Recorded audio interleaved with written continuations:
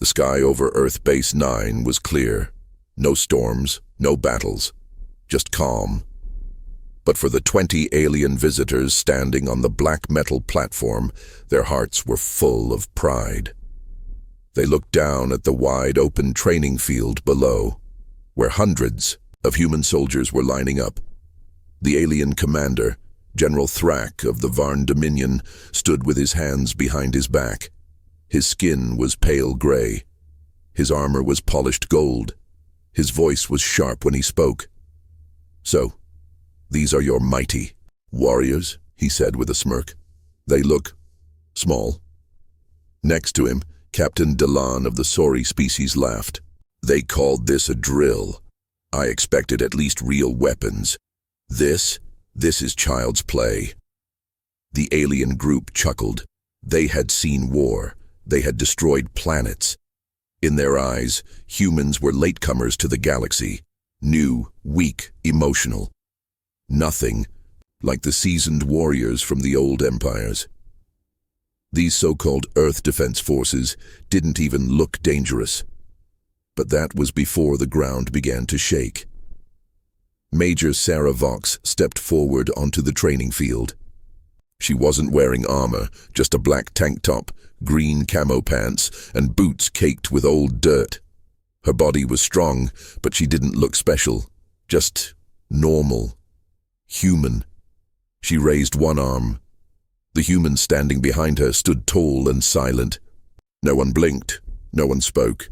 Sarah looked up at the alien observers. "Welcome to Base 9, she said through a loudspeaker. "Today you'll watch one of our daily drills. This is our beginner level." General Thrak laughed out loud. "Beginner?" Sarah didn't respond. She turned and gave a small nod. Then, it started. The first human stepped forward, Private Eli Grant. Tall, thin, quiet. He looked almost lazy. Some aliens even smiled at his slow walk to the starting line. Then came the boom. It wasn't a bomb, it wasn't a machine. It was Eli's. Foot hitting the ground, he ran, fast, faster than any creature the aliens had ever seen. His legs moved like machines. His arms pumped like engines. The air behind him bent. A loud crack followed. A sonic boom. Alien jaws dropped. What was that sound?" Captain Delan asked, his eyes wide. "The sound of breaking the sound barrier," replied a human officer standing nearby. "He's just warming up." Warming up? Eli didn't stop. He jumped over walls, crawled under barbed wire, climbed up a tower and flipped down the other side. The ground shook again. Another human ran, then another. One by one they tore across the field, carrying logs, carrying each other, lifting giant weights with blood running down their arms, and never slowing. On the platform, the aliens stopped laughing. They watched a human female carry a 200-kilo metal block on her back while fire burned just meters away. Her face showed no fear, only focus. A young alien named Rocco stepped back in fear. "They're not fighting, they're training. Why do they train like they're in war?" No one had an answer. Then Drill Sergeant Kincaid stepped forward. His voice was like thunder. "Stop!" The humans froze, silent, still breathing hard, but no one fell. Kincaid turned to the aliens.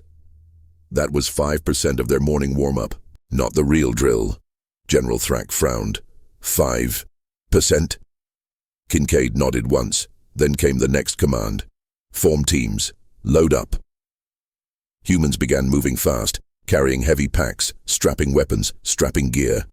Some tied chains to their bodies and dragged broken vehicles behind them. The alien officers blinked. It looked insane. No orders, no confusion. Every human moved like they were part of a machine. A loud alarm rang. The aliens jumped. Kincaid said, "Phase 2, combat fitness under pressure." "Wait," said Delan. "You haven't even fed them or let them rest." The human beside him replied, "That's the point." Down on the field, soldiers dropped to the ground and began crawling through ice water, then sprinting uphill, then doing push-ups with a teammate lying on their back. One man screamed in pain but finished his task. Another had blood dripping from his arm, but smiled at his team. Alien medics stepped forward, panicked. But Sarah Vox shook her head. Fine, this is daily. You should see Hell Week. Hell Week? Rocco asked, his voice barely a whisper. Two more humans stepped forward. One of them was blindfolded. What is this? Thrak asked. Kincaid answered. Navigation drill. She has to reach the finish line using only sound cues and carry a partner. A partner? Delan laughed again. Blindfolded? Then the blindfolded human lifted another full-grown soldier over her shoulders. She ran, barefoot, through burning coals. The alien commander turned pale. Back in the observation center, monitors showed heart rates. Look at this, one alien muttered. They're not even close to red line levels. How are they not collapsing? The answer came from a veteran human officer standing near them. Because this isn't hard for them, he said. This is just routine. General Thrak finally stepped back. This is not natural, he said quietly. No species should enjoy pain. Sarah Vox walked up to him, wiping mud off her face. Enjoy it, she said. No, we prepare for it. Because pain is part of life. And war doesn't care if you're comfortable. Rocco looked up at her. Do you train like this every day? She smiled. 5 days a week, sometimes 6, and this isn't even special forces. The aliens looked at each other, then the ground trembled again. A new squad entered, heavier, faster, louder. These, Kincaid said with pride, are the Marines. Each Marine carried a pack twice their size.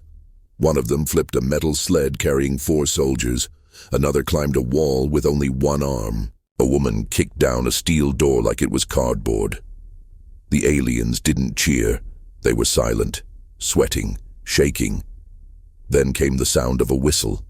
The humans lined up again. Drill Sergeant Kincaid walked past them. Water break, 5 minutes. Then Phase 3, mental endurance. Captain Delan shook his head. What's Phase 3? A human turned and answered softly. It's the part where we don't move at all. And still break. The 5-minute water break ended, but the aliens didn't move. Some were sweating more than the humans. Others were just silent, their eyes wide. They had seen armies. They had seen destruction. But they had never seen this. Beings who pushed themselves beyond logic, beyond pain, and called it training. Phase 3. Sergeant Kincaid said, his voice now low, almost calm. Mental endurance, observation, pressure, silence. He raised a hand. All soldiers down, every human, dropped flat to the dirt in 1 second. No one hesitated. They lay face down in rows, arms spread, legs straight. No one moved. No one even scratched. For 30 full minutes, the humans stayed still. Mosquitoes bit their necks. The sun burned their backs. Flies crawled over their faces. One man had a small cut. Ants walked on his arm. He didn't flinch. The aliens watched the screens. Heart rate steady. Brain activity calm. General Thrak leaned forward. Are they awake? Kincaid nodded. Yes, they're trained to wait, to feel nothing, to ignore pain, to control fear. Captain Delan whispered. But why? Sarah Vox stepped beside him. Because war doesn't care if your face itches, if your leg cramps, if you're afraid. Either you control yourself or you die.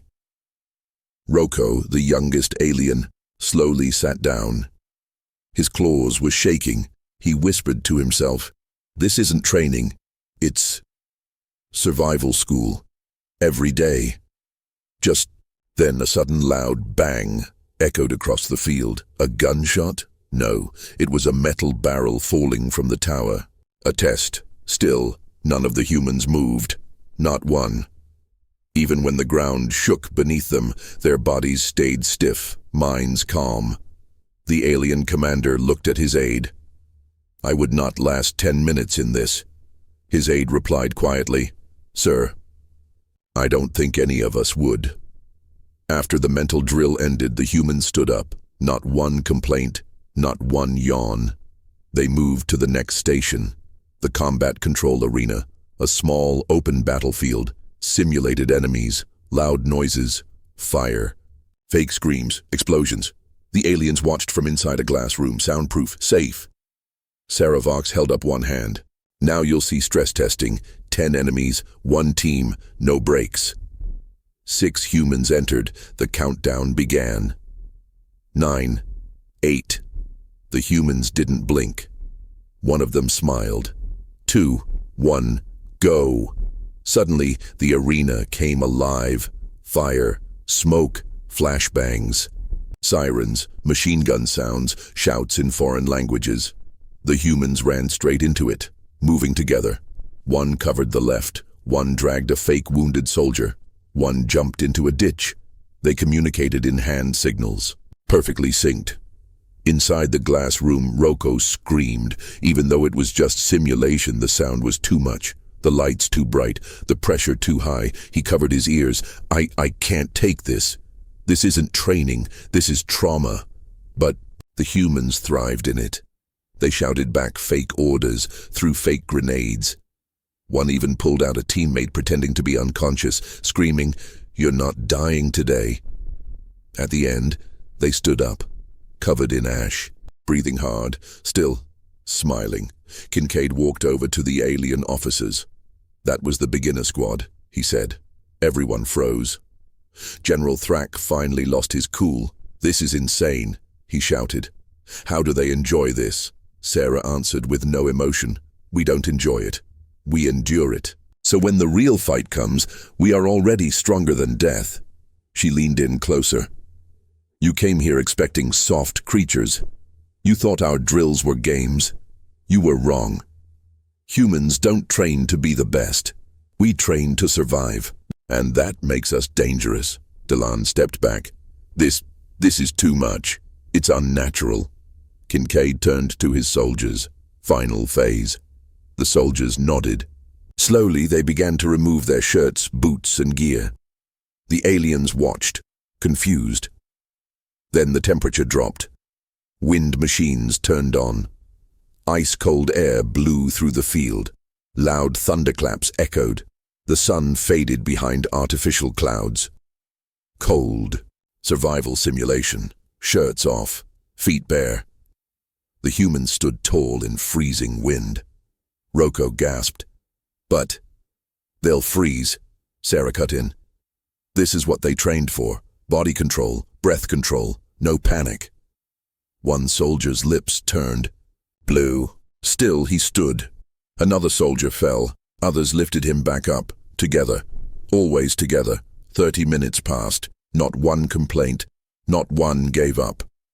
The aliens looked shaken, pale, quiet, and then the siren rang again. "Drill complete," Kincaid shouted. "Recover and debrief." The humans finally sat down. Still no talking, still no bragging, only silence and breathing. Back on the platform, General Thrak looked at his team. They were no longer proud. They were scared, silent. A few even stared at the humans with respect. Thrak took one last look at the training field. He leaned closer to Sarah. "I came here to study your drills." Sarah didn't respond. He said softly, "Now I just want to go home." Closing lines, final hook. The humans didn't show pain, they didn't show fear, and worst of all, they didn't stop. The galaxy had judged Earth too quickly. They thought humans were soft. Now they realized something worse than war machines. They were looking at creatures who chose to suffer. On purpose, every day, and the galaxy would never forget what they saw that day. The next day, the alien ships landed again. This time, they didn't come just to watch. They came to prove something. General Thrak stood tall again, but his face was not as proud as before. His soldiers, the elite of the Varn Dominion, stood behind him. Each one wore heavy armor, muscles showing through, faces sharp and cold. "Yesterday," Thrak said, "your humans performed well, but we believe our elite can match. No, surpass them." Drill Sergeant Kincaid didn't smile. He simply nodded. "You're welcome to try." Sarah Vox stood nearby, arms crossed. She didn't speak. She didn't need to. The humans were already waiting on the training field, calm, quiet, focused. The alien soldiers marched down. Their boots thudded hard on the metal floor. They looked at the humans and smirked. One of them whispered in his language, "Let's break them." First drill. Strength. Test each alien was told to carry a 200-kilo steel beam across 200 meters. Easy. For them, they lifted with pride. Some even showed off, carrying 2 beams at once. General Thrak grinned. Then the humans stepped forward. Not one showed off. Not one smiled. They carried not 2 but 3 beams. One even placed a 4th across his shoulders.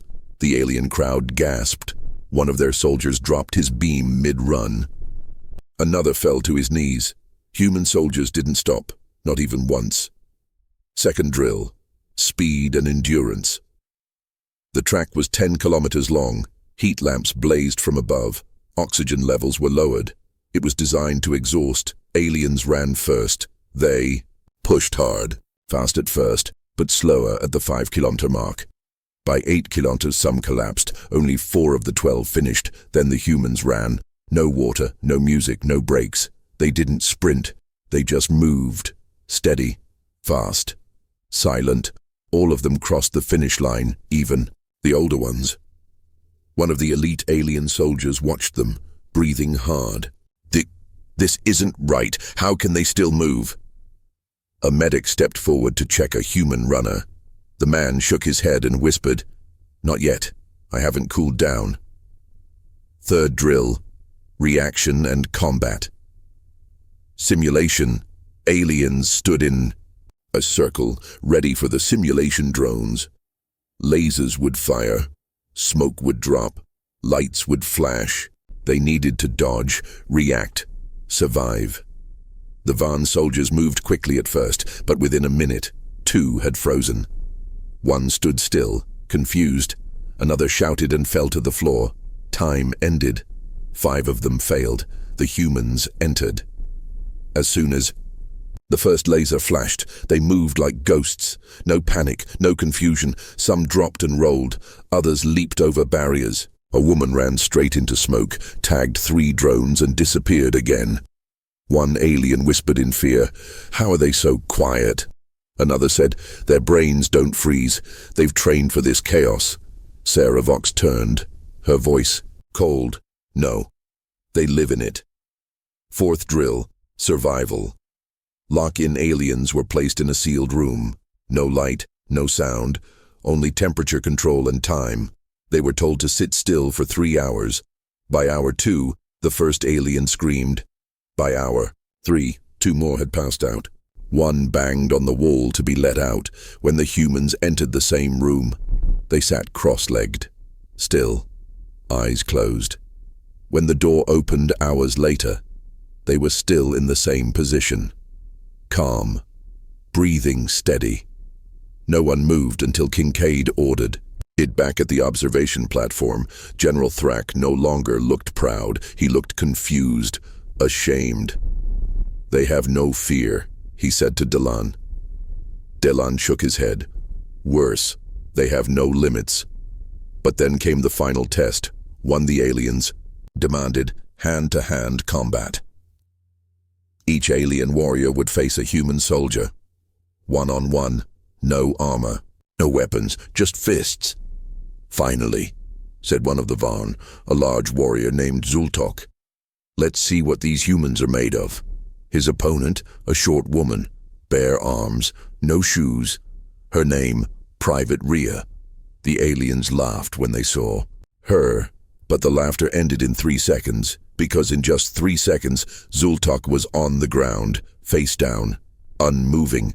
She hadn't even hit him hard. Just fast, precise, like a machine that had done it 1,000 times before. One by one, The alien warriors fell, some screamed, some tapped out before the fight even started. One of them cried as he limped away, holding his shoulder. General Thrak turned to Sarah Vox. He didn't speak. He didn't need to. His eyes said everything. Fear, shame, and something else. Respect. That night the alien ships prepared to leave. Rocco, the youngest alien, stayed behind. He walked up to a group of human soldiers eating in silence. No medals, no cheers, just food and rest. "Why?" he asked, softly. "Why do you do this to yourselves?" A soldier looked up. "Because someday," he said, "we'll face something worse than today. And when that day comes, we'll be ready." Rocco asked again, "And what if that day never comes?" Another human smiled. "Then we'll still be ready." As Rocco walked back to his ship, he whispered to himself, "We tried to compete. But now I understand. You don't train to be better than others.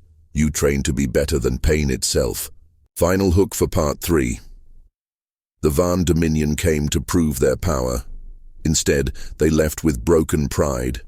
And every alien who watched that day would never forget the terrifying truth: humans are not strong because they are built that way. They are strong because they chose to become unbreakable.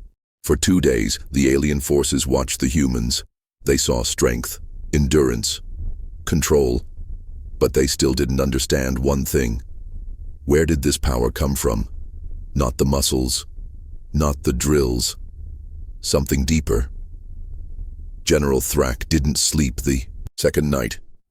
He sat alone in the ship, watching the recordings again. Humans didn't laugh. Humans didn't boast. Humans just trained, and when they trained, the air itself felt heavy. He didn't understand why. So he asked. He called Sarah Vox to the command deck. "I have one request," he said. Sarah nodded. "Speak." Thrak leaned forward. "Show me your weakest, the smallest one. The one who hasn't fought. I want to see how deep your strength goes." Sarah's face didn't change. She replied, "You'll regret asking that." The next morning, the aliens gathered again at the training field. Cameras rolled, drones floated overhead. The human squad arrived, and behind them, walking slowly, was a young girl, maybe 17, small, skinny, no scars, no armor. She looked ordinary. Her name tag read, "Recruit Jane Hollow." One of the Varn soldiers laughed. "This is your warrior?" he shouted. "She's just a child." Jane said nothing. She walked to the center of the field, hands behind her back, eyes down. The aliens leaned in, amused. Sarah Vox stepped forward. "Today's drill: emotional resistance, controlled threat, psychological attack. No violence unless ordered." Thrak blinked. "Psychological?" Sarah pointed. "Watch." Test 1, verbal pressure. 3 alien warriors surrounded Jane. They shouted insults. They cursed her. They told her she was weak, useless, broken. She did not flinch. She did not speak. She did not even blink. Her eyes stared forward, empty, calm, distant. One alien screamed in her face. Nothing. Another called her a coward. She didn't move. Test 2. Emotional attack. An actor walked out, pretending to be her father. He begged her to quit. He cried. He told her she was hurting herself. Jane's jaw clenched, but still, she said nothing. The alien officers stared in shock. "She's a child," one whispered. "Why does she act like she's already seen war?" Sarah replied coldly, "Because she has." Test 3. Isolation. They placed Jane in a metal box. No light, no sound, no escape. Hours passed, no movement, no complaint. When they opened the box, she was standing still, eyes open, breathing slow. One alien stepped back. "Is she even alive?" Kincaid answered. "She's more alive than you'll ever be." Final test: fear simulation. The final test was a machine, a full-room hologram. The AI inside created your worst fear, taken from your own memories. Jane entered the room. The screen outside showed what she saw. It was a burning house. Screams, a woman and child trapped inside. The fire grew. Jane stood still, breathing heavy. Tears ran down her cheeks. But she didn't leave, she didn't cry out, she didn't run. 10 minutes passed, then 20. Finally, the simulation ended. The door opened. Jane walked out. Her legs were shaking, but she didn't fall. She didn't speak. She didn't even look at the aliens. She simply saluted Sarah Vox and sat down. The entire field was silent. No one laughed now. No one smirked. General Thrak looked pale.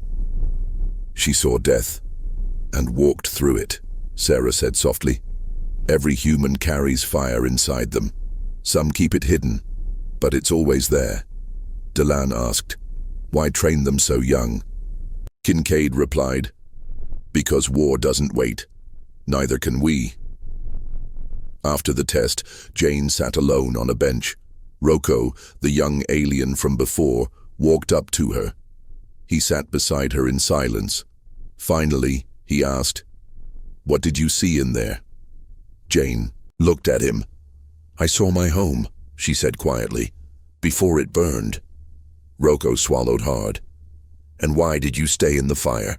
Jane's eyes were tired but strong. "To remind myself that I didn't break then, and I won't break now." That night, the alien leaders met in secret. Delan said, "We came to study drills. What we found is something else." Another whispered, "They're not trained to win wars. They're trained to outlast hell." General Thrak looked out the window toward the human base glowing in the night. "We asked to see their weakest," he said. His voice trembled. "But that girl was stronger than our entire command." Final hook for part 4. She didn't lift weights. She didn't throw punches. She didn't shout. But every alien who watched her took one step back. Because when you see a human walk through fire and come out without fear, you stop asking what humans can survive and start fearing what they can't. The aliens had seen enough drills, strength, speed, endurance, even fear could not break the humans. But still, they were not satisfied. General Thrak, nervous but proud, made one final request. "This time," he said to Sarah Vox, "we don't want to test your people. We want to fight beside them." Sarah raised one brow. "Fight what?" Thrak's voice was steady. "We brought our top war simulation system. We want to see how your soldiers react inside battle, not drills. Real combat, created by the mind of our war machine." Kincaid spoke quietly. "That thing has crushed thousands in training." Thrak smiled. "Yes, but no one has faced it with humans. They set it up at dawn, a massive metal dome, circular, cold, silent.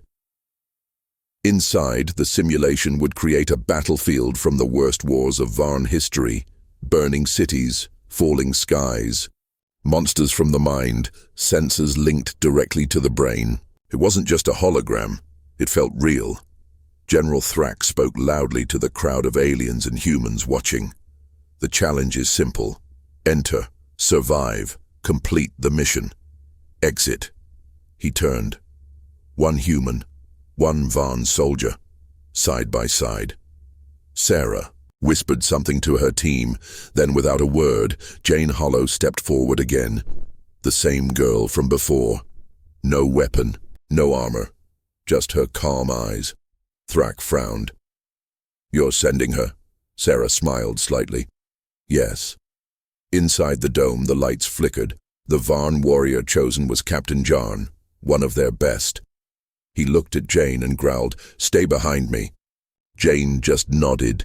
The door shut. The simulation began. Simulation start. Dark sky. Explosions above. The city was under attack, screaming citizens, fire in the streets, broken buildings everywhere. Monsters with glowing eyes swarmed through the ruins. faster than bullets, tearing everything in their path.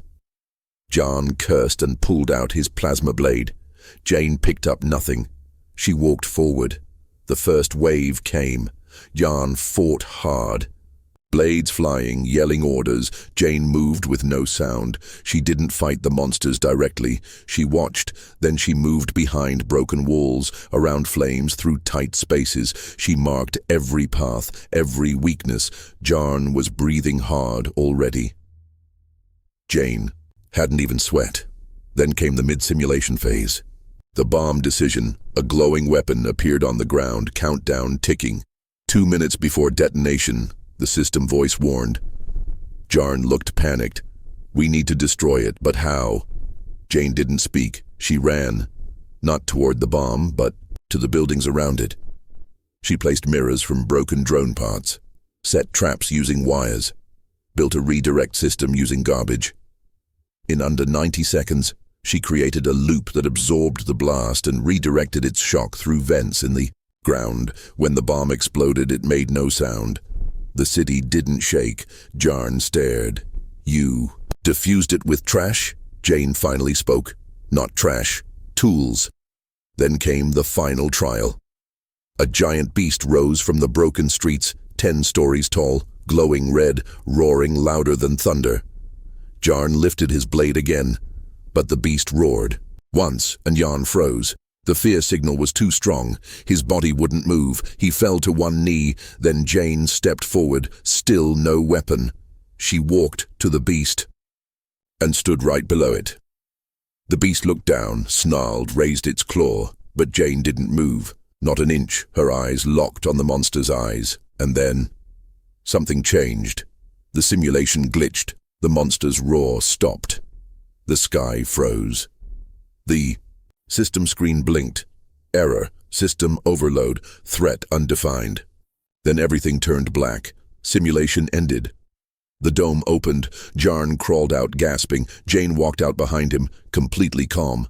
The alien engineers ran to check the systems. One of them shouted, "The AI shut down. It couldn't process."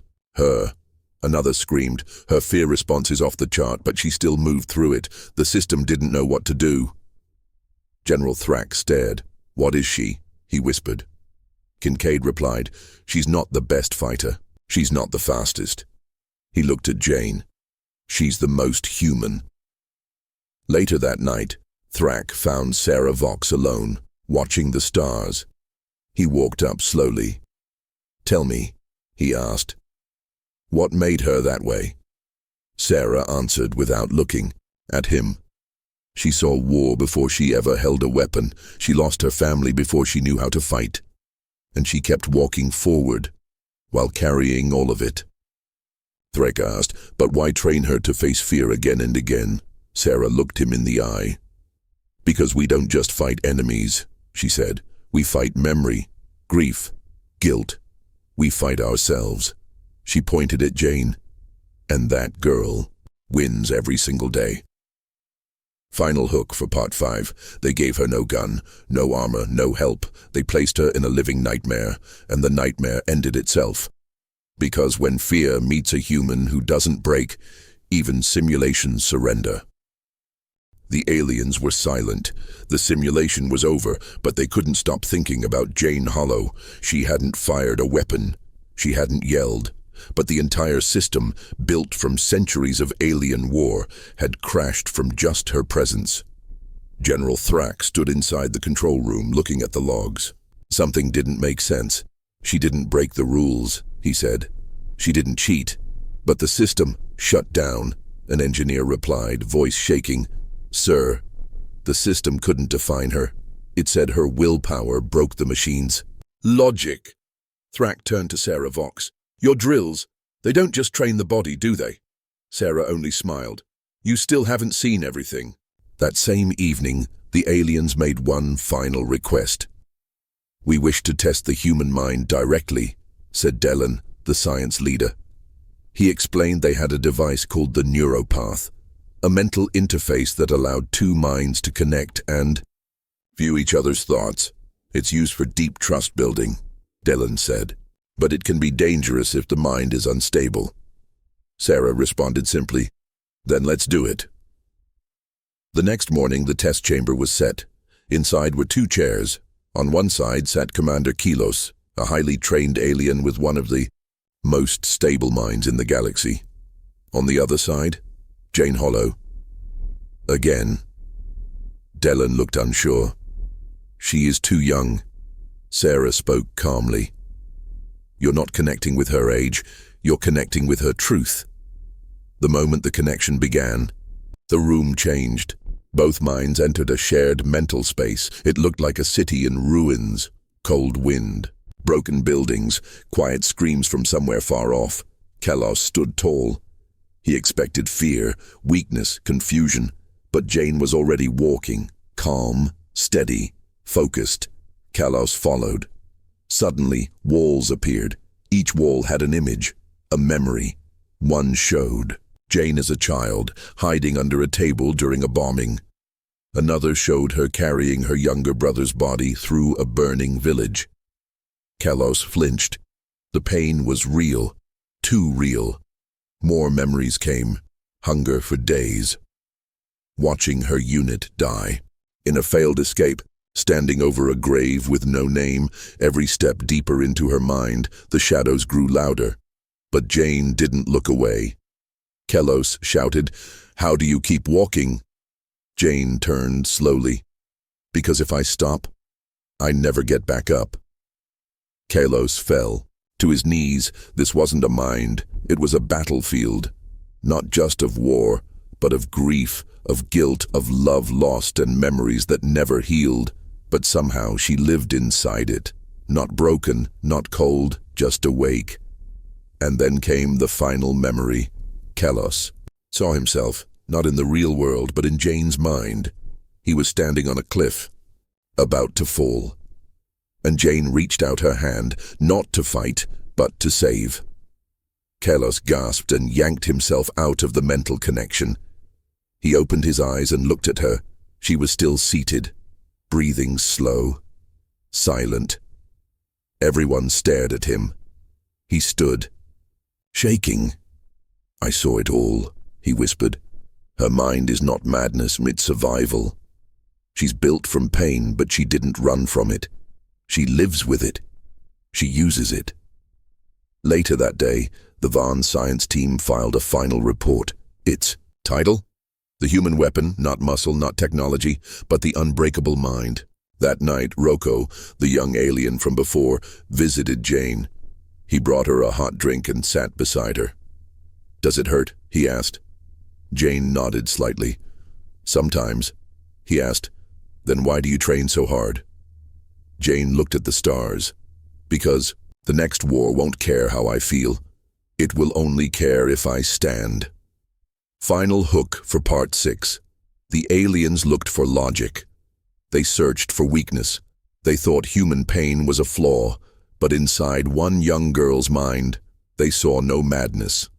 They saw the reason Earth never surrendered, because to be human is to fall, burn, break, and still rise with fire in your eyes. The Vaughn had seen strength. They had seen fear.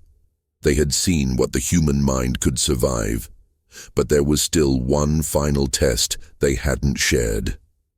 A secret. Even Sarah Vox didn't know. Deep underground, inside their command ship, the Vaughn had created something forbidden. Project Morix. A living weapon, a hybrid creature, half machine, half organic, built to adapt, learn, and destroy any target. It had no emotions, no fear, only purpose. Its mission: break whatever stands in its path. The Vaughn never unleashed it, until now.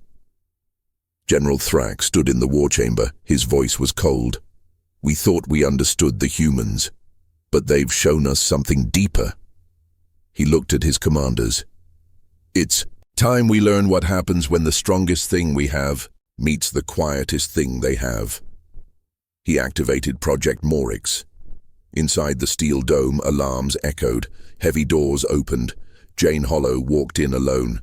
No briefing, no warning, just her, and whatever waited. She stood in the center of the room, calm as always.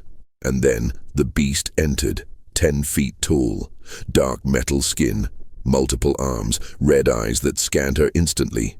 It let out a mechanical growl. Then it charged. The alien leaders watched from above. Sarah Vox leaned forward. Wait, she doesn't even look surprised. Morix struck first, its claws sliced through steel like paper. But Jane moved, not to attack, but to dodge. Every move she made was silent, clean, perfect. She rolled, ducked, twisted, not wasting energy. She wasn't fighting it, she was learning it, watching its steps, tracking its timing. 10 minutes passed. She still hadn't hit back. Delan shouted, "She's just running." But Thrak's eyes narrowed. "No," he said. "She's teaching it something."